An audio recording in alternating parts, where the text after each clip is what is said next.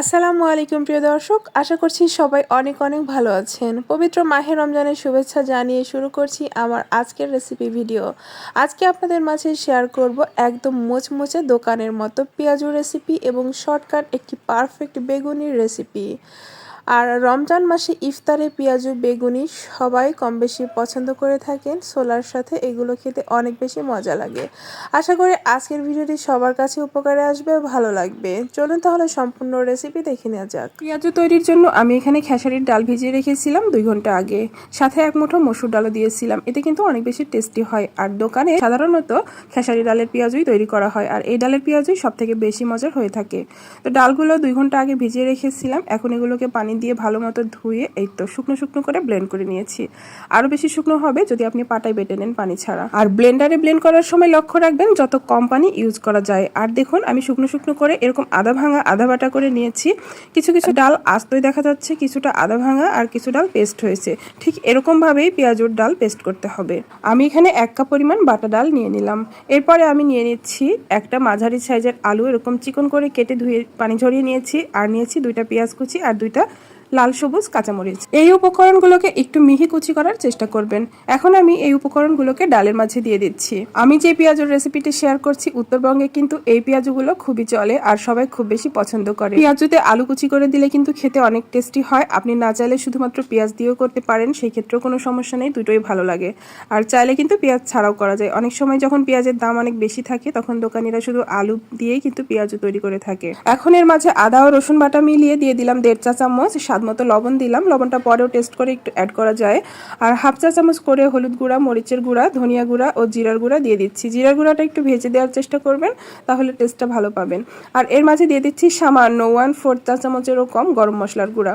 এখন এই উপকরণগুলোকে খুব ভালোভাবে হাতের সাহায্যে কষলিয়ে কষলিয়ে ডাল, আলু, পেঁয়াজ সবকিছু একত্রে ভালো মতো মাখিয়ে নিতে হবে। মোটামুটি এটা একটু সফট হয়ে আসা পর্যন্ত।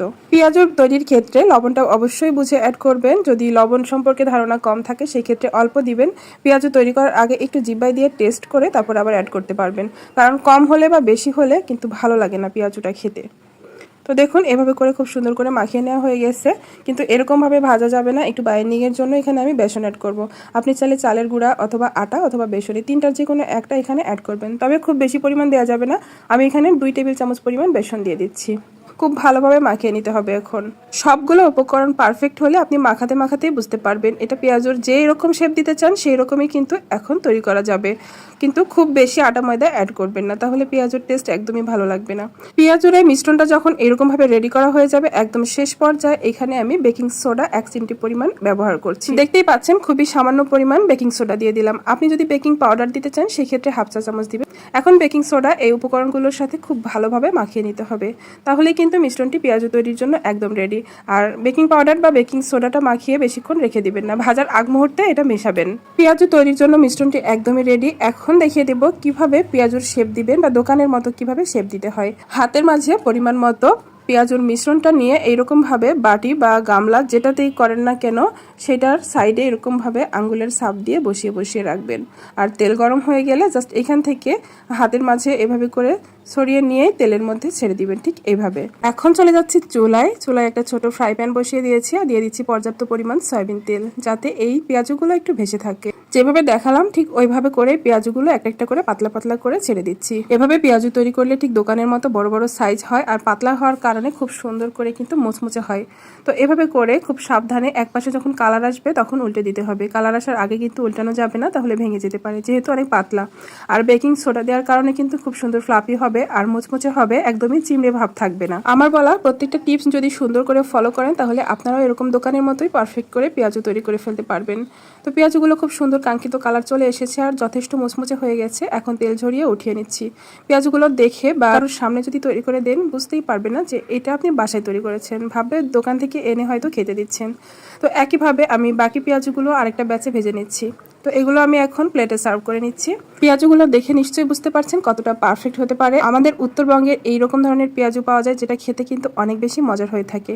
তো দ্বিতীয় ব্যাচের পেঁয়াজগুলো হতে হতে আমি একটা পেঁয়াজ আপনাদেরকে ভেঙে দেখাচ্ছি, কতটা ক্রিস্পি, চাপ দিতেই যেন ভেঙে গুঁড়া হয়ে যাচ্ছে। তো এগুলো কিন্তু মুড়ি দিয়ে খেতেও অনেক বেশি ভালো লাগে। আর কেমন হয়েছে রেসিপিটি অবশ্যই কমেন্টসে জানান।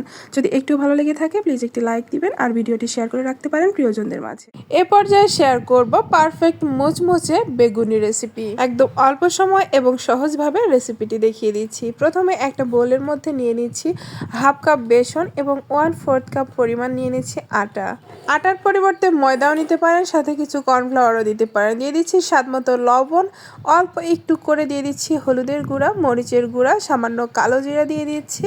আর এখানে কালো জিরাটা দিলে ঘ্রাণটা সুন্দর হয়। বেকিং সোডা দিয়ে দিচ্ছি এখানে 1/4 চা চামচ পরিমাণ। অনেকে বেগুনিতে আরও বিভিন্ন মশলা যেমন আদা রসুনের পাউডারও ব্যবহার করেন, তবে আমি এখানে আর কিছুই দিব না। শুকনো উপকরণগুলো একটু মিশিয়ে নিচ্ছি। এরপর এখানে অল্প অল্প করে পানি দিতে হবে আর থকথকে করে একটা ব্যাটার তৈরি করে নিতে হবে। প্রথম অবস্থায় কখনোই বেশি পানি দিতে যাবেন না, এতে করে ব্যাটারটা থকথকে হবে না, একদম ছাড়া ছাড়া হবে, যেটা বেগুনির গায়ে লাগবে না। তাই প্রথমে অল্প পানি দিয়ে খুব ভালোভাবে আঠালো করে ফেটিয়ে নিতে হবে, এতে করে ফ্লাপি হবে এবং বেগুনির গায়ে খুব সহজেই এই যে ব্যাটারটা সেটা লেগে থাকবে। আর এখানে বেসনের সাথে আটা অথবা ময়দা ইউজ করেছি, যার কারণে অনেক সময় ধরে মুচমুচে থাকবে। শুধুমাত্র বেসন দিয়ে ভাজলে কিন্তু বেশি সময় ধরে মুচমুচে থাকে না, তাই এখানে ময়দা অথবা কর্নফ্লাওয়ার অথবা আটা বেসনের সাথে অ্যাড করবেন, বেসনের অর্ধেক পরিমাণ। দেখুন খুব ভালোভাবে ফেটিয়ে নেওয়া হয়ে গেছে। আমি একটু আঙুল দিয়ে দেখিয়ে দিচ্ছি এটার ঘনত্বটা। ঠিক বেগুনটা দিলেও এরকমভাবে কোট হয়ে যাবে। তো এখন আমি এটাকে রেস্টে রাখবো না। আর বেগুনটা আমি আগে থেকেই কেটে রেখেছিলাম, এই জন্য একটু কালো কালো দেখাচ্ছে। তো আমি বেগুনটাকে একটু মোটা করে কেটেছি। এখন আমি বেগুনিগুলোকে ভেজে নিব। আর চাইলে রেস্টেও রাখতে পারেন, তবে ভালো মতো ফেটিয়ে যদি 10 মিনিটের মতন ফেটিয়ে নেন সেক্ষেত্রে রেস্টে রাখার প্রয়োজন হয় না। চুলায় তেল দিয়ে, কড়াই তেল দিয়ে খুব সুন্দর করে গরম করে নিতে হবে। এরপর চুলার আঁচটা একটু কমিয়ে বেগুনিগুলোকে ছাড়বেন। আমি এখানে কিন্তু মরিচ হলুদ এগুলো একটু কম কম দিয়েছি বা কোনো রকম ফুড কালার দিইনি, তাই বেগুনিগুলো একটু সাদাটে হয়েছে। খুব বেশি কালারফুল হলে দেখতে সুন্দর লাগে, কিন্তু এই বেগুনিটা খেতে কোনো অংশেই স্বাদ কম ছিল না, আর যথেষ্ট মুচমুচে আর সুন্দর দেখাচ্ছিল। জানি না ভাজার সময় একটু হালকা কালার দেখাচ্ছিল লাইটের কারণে। তো এভাবে করে সবগুলো বেগুনি দেখুন আমি ভেজে নিয়েছি এক এক করে, আর খুব সুন্দর করে ফুলে যাচ্ছিল। যেহেতু বাসায় ভাজা, অল্প তেলে ভেজে নিচ্ছি। আর হোটেলে অনেক বেশি তেলের মধ্যে ছেড়ে দেওয়া হয়, তাই আর উপরে তেল দেওয়ার প্রয়োজন হয় না। আমি যেহেতু অল্প তেলে ভাজছি, তাই তেলটা একটু উপরে উঠিয়ে দিচ্ছি যাতে বেগুনিগুলো সুন্দরভাবে ফুলে। আর এই বেগুনিগুলো অনেক সময় ধরে ফ্লাপি ছিল এবং মুচমুচে ছিল। আমি যেভাবে তৈরি করেছি আপনারাও চাইলে সেভাবে তৈরি করতে পারেন। অল্প মশলায় পারফেক্ট বেগুনির খুব সহজ একটা রেসিপি শেয়ার করেছি। এই বেগুনিগুলো খেতে কিন্তু অসাধারণ। বাজারে হোটেলে যে বেগুনিগুলো তৈরি করা হয় সেখানে কিন্তু খুব একটা মশলা ইউজ করা হয় না, শুধু লবণ হলুদ দিয়ে ওরা ভেজে ফেলে অথবা ফুড কালারও ইউজ করে, ঠিকভাবে লবণটাও দেয় না। তো আপনি চাইলে আরও কিছু মশলাও এখানে অ্যাড করতে পারেন। তো আজকের দুইটি রেসিপি আপনাদের কাছে কেমন লেগেছে অবশ্যই কমেন্টস করে জানাবেন। যদি ভালো লেগে থাকে প্লিজ একটি লাইক দিয়ে চ্যানেল সাবস্ক্রাইব করবেন। ধন্যবাদ সবাইকে। আসসালামু আলাইকুম।